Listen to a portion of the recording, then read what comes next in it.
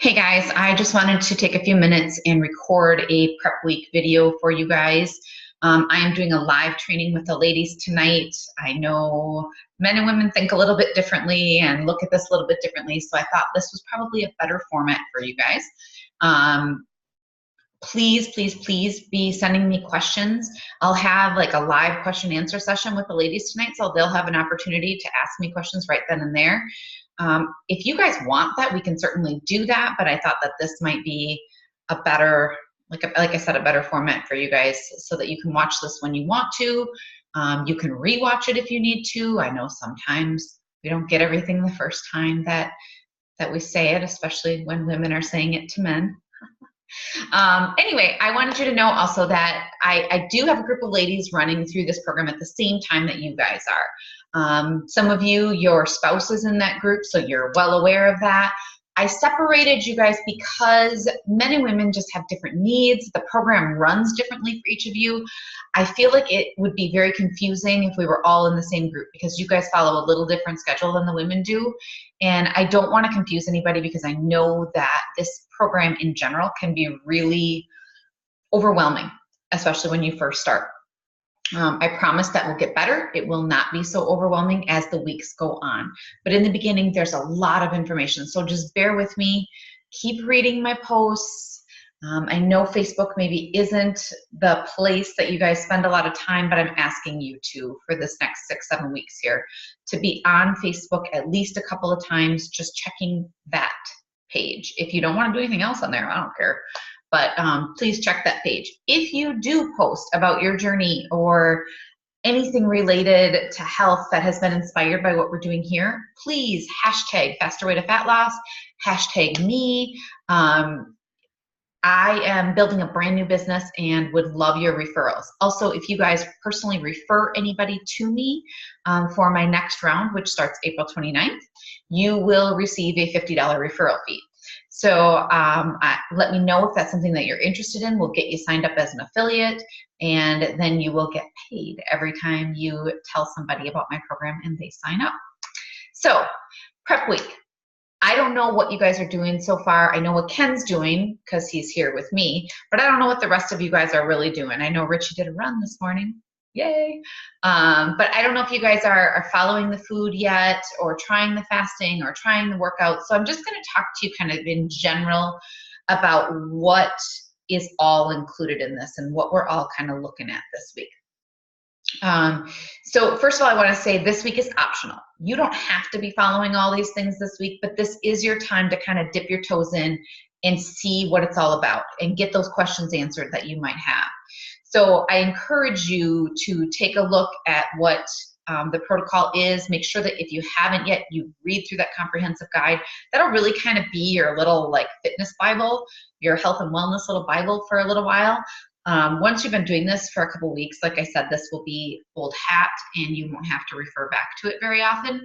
But for now, it's a great reference point for you. Also, make sure that you're familiar with your portal and get that portal on your phone. There's a really nice tutorial that explains how to put it on your phone. Do that so that it's at your fingertips when you go to the gym or when, maybe if you're traveling and you're at a hotel and you don't have your computer, but you have your phone, you can still check your workout and have that as reference if you need it. I tend to screenshot my workouts every day so that I don't have to keep going back to that portal. I will screenshot them the night before or before I head out to do them.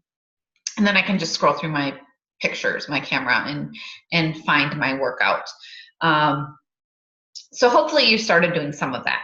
Let's talk about intermittent fasting. Intermittent fasting can be very intimidating for people. It can be a little bit scary to think about not eating anything for 16 hours. But I think once you start doing this, you're going to find that it's much easier than you think. So my recommendation for your fasting window is that you start fasting in the evenings, whatever time is convenient for you. For me, it's generally either 8 or 9 p.m., and then I will fast for 16 hours after that. So that means I will start eating again generally around noon or maybe 1 p.m. Just depends on my day. I tend to end up not eating until about 1 just because I'm not really hungry. The thing that sparks your hunger is eating. So in the mornings at the beginning, you might find that you're hungry because it's habit and it's what your body's used to. And so your body is going to want that food right away if you're used to having breakfast. But once you've been doing this for a little while, that will go away, especially once you're hitting your macros and filling your body and fueling your body the way that you are supposed to. That will keep you full for longer, and it will lessen those hunger pains and those triggers for you. So what I want you to do is try to stay as consistent as possible. If that window varies by an hour or so here and there, that's fine. Also, I want to say, make sure that you remember that this program is flexible and it needs to fit into your life. So when I say that I want you to keep it as consistent as possible, that means under normal circumstances. So in your everyday life, I want that window to be rather consistent. However, if you have family in town, or you are out of town, or you have a business meeting at breakfast and it would seem rude if you didn't eat, then eat. I don't want you to sacrifice things that are really important for you in order to be rigid in this program, because this program is not designed to be rigid. So those kinds of things are the exception to the rule. So when I'm talking about consistency, I'm talking about the rule, not the exceptions, but the exceptions are okay to have. Okay, so make sure that you remember that it's okay to vary if you need to, or to go outside of that eating window if you need to. So that leaves us with 8 hours to eat. In that 8 hours, you need to eat. Many of us find out when we start tracking our macros and paying attention to what we're putting in our bodies that we're severely under eating. And a lot of times we find out we're under eating in some areas and overeating in others. For a lot of us, we are under eating proteins and we're overeating carbs and fat. That's just kind of how our culture is. Those are the foods that are available to us. Like my kids say, those are the foods that taste the best. So that's what we tend to have more of in our diet. I want you to find that balance that will fuel your body properly and will give you maximum benefits. So to do that, if you haven't yet, you'll need to get the MyFitnessPal app. I recommend that you get it on your phone and your computer, set it up on your computer, and then use it on your phone. It's much more convenient to be able to use it on your phone when you're out on the go. Most of us are not sitting in front of our computer all day. Most of us are out and about and doing things, and our days vary, so it's nice to have it on your phone to be able to track things in there.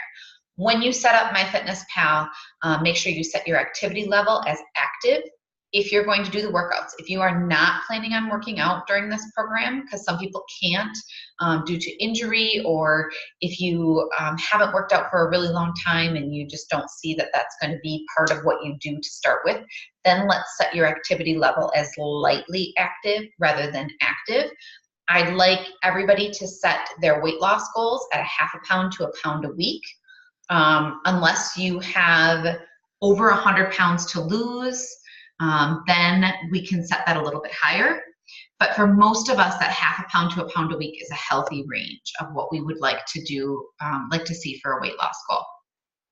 So when you do that, when you set up that MyFitnessPal, and if you're really confused on how to do that or what MyFitnessPal is or what it looks like, there is a great tutorial that Amanda Trust does. It should be in your portal. I will also have it posted on your Facebook page here. I think tomorrow it comes up on your Facebook page in the post. So watch that, learn how to use MyFitnessPal. It is a great, great tool. That will set your calories. Now in this program, we don't count calories. So I want you to kind of ignore that, but the reason that it sets calories, that's just how it calculates, and then from there, it'll calculate your macros. Your macros should be set, and MyFitnessPal defaults to this, so they should be set at 50% carbs, 30% fats, and 20% proteins. We're gonna leave them there for a little while and see how you're doing. If something feels off to you, if you feel like you're eating too many carbs, or you're feeling bloated, or you're feeling hungry, we'll make some adjustments. But talk to me before you make those adjustments, because I have some formulas for how we adjust those. So make sure that you talk to me. I need to know how you're doing.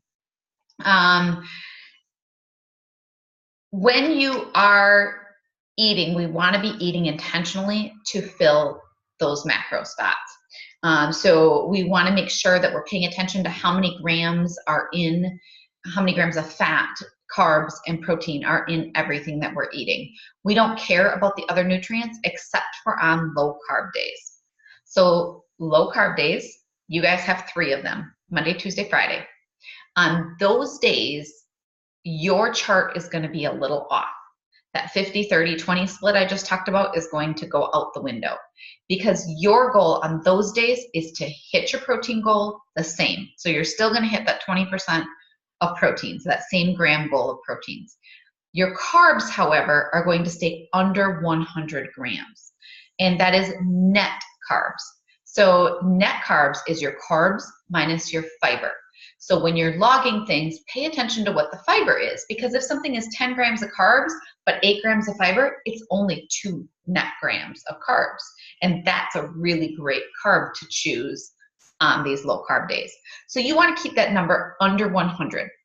So if we're keeping our protein the same, but we're dropping our carbs all the way under 100 net grams, that means there's something that's got to get made up, and we're going to make up those calories in fat. So you are going to eat 60 to 70% of your calories on your low carb days in fat. Seems like a lot, but remember, fat does not make you fat. Make sure that you're eating healthy fats on those days. Those include things like avocado oil, olive oil, avocados, nuts, nut butters, peanut butter, almond butter, cashew butter. All those things are very healthy carbs. You can also get some great healthy carbs out of vegetables. You're probably going to avoid fruits on those days because there's a lot of carbs in fruits. You're going to avoid most grains on those days because too many carbs in those. But make sure that you're getting healthy carbs. Make sure that you're getting healthy fats, okay? And proteins, if you have questions on what to eat for protein, it's basically meat. Again, nuts, beans, you can get healthy proteins from all of those things. Nut butters, there's protein in a lot of vegetables. So I'll give you a chart also later in the week that'll show you some breakdown of some ideas for things to have with foods. If you're struggling with the food, please let me know. I have tons of recipes and tons of ideas of ways that you can incorporate healthy fats into your diet, of low carb recipes, low carb ideas. I don't want you to starve yourself. You should never be hungry on this program. So if you are feeling hungry, we need to talk. If you're feeling hungry right now as you start the fasting, that's normal. But if you're feeling hungry down the road after you've been doing this, we need to talk. Same thing with if you're feeling overly full or like you're just having too much of something, we need to talk about that too. In the beginning, very normal, because as we increase our intake, and it's really common that we feel very full or maybe a little bloated. Let's see, what else do I want to talk about here? Workouts. If you guys are doing the workouts, you guys should have those in your portal. If you click on Prep Week, there's a little plus sign on there. If you click on that, it'll drop down and it'll give you options for at home, at the gym, or beginner. If you haven't worked out in a while or you have a lot of weight to lose, choose that beginner. If that seems too easy, feel free to choose the gym or the home, but modify. Maybe do less reps. Maybe cut the time down if it's a timed thing, whatever you need to do to make this work for you and work your way up. That same kind of protocol will happen every week. Week 1, you'll hit that little plus sign and it'll drop down and give you all of your workouts for the week. Again, the working out is not the biggest priority. Our number 1 priority here is nutrition. That is the number 1 thing I want you to focus on, is getting your nutrition right. The second thing I want you to focus on is making sure that you get enough rest. If you do not get enough rest, if you don't sleep well, or you only get a few hours of sleep one night, I don't want you to work out the next day. It's more important that you are well rested for a workout than that you get that workout in when you're already feeling depleted. That will do more damage than good. So be kind to your body, listen to your body. One more quick note on our fasting period. I've had a lot of questions from the ladies about what can I have and what can't I have during that fasting window. So general rule of thumb is that you want to have a lot of this. You want to have a lot of water. Drink lots and lots and lots of water. Hydrate your bodies, both during the fasting period and during your eating window. Can you have coffee? Yep. You sure can. You can have coffee, you can have tea, You can really have any liquids as long as your total calorie consumption during that fasting window stays under 50 calories and the liquids do not contain sweeteners. We want to avoid most artificial sweeteners, and we also want to avoid any processed sweeteners, processed sugars like our regular table sugar or honey or maple syrup. We don't want to have those kinds of things during this fasting window because that will create an insulin response, and we don't want our bodies to go into that. We want our bodies to stay at digestive rest. So if you drink black coffee and you need a little something in it, a squirt of stevia is perfect. Same with your tea. You can have 1 cup of coconut water. 1 cup of coconut water is 45 calories. You can have that. The other thing to consider is that whatever you are taking in can't have fiber in it. If it has fiber in it, that's a no-no. So those are the things to remember during that fasting window. Liquids only, keep it under 50 calories, avoid sweeteners, and no fiber. Otherwise, have at it. I think that's all I have. If you guys have questions, please make sure you reach out and ask me those questions. Hopefully this helps you a little bit to kind of get through some of the questions that you might have had during this first couple of days. I will answer questions on the thread. I can answer personal questions via text or messenger, or you can call me if you'd like to talk to me. And if there's a bunch of stuff and I feel a need to do another video just to cover things, I will let you know and we will do that. Otherwise, I am so glad you guys are here. Thank you for trusting me with this journey, and I am excited to see all of your results in a few weeks.